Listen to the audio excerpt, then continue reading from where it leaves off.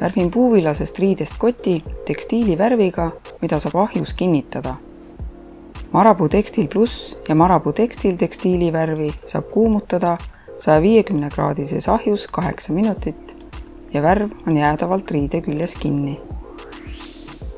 Kannan värvi kotile läbi enda kujundatud kleebisšablooni.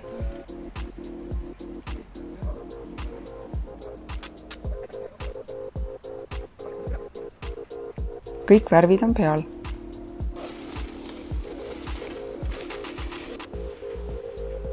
Jätan selle mitmeks päevaks kuivama. Kui värv on täielikult kuivanud, asun seda ahjus kuumutama. Eelsoojandan ahju 150 kraadi peale. Sätin koti nagu koogikese ahjuplaadile. Värvi kinnitamiseks kulub 8 minutit. Ja ongi valmis.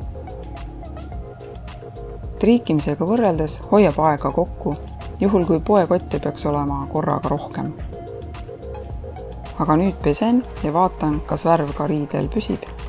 Tekstiilivärviga värvitud riide esemel tuleks alati enne pesu pahupool välja keerata. Pesen nagu tavaliselt.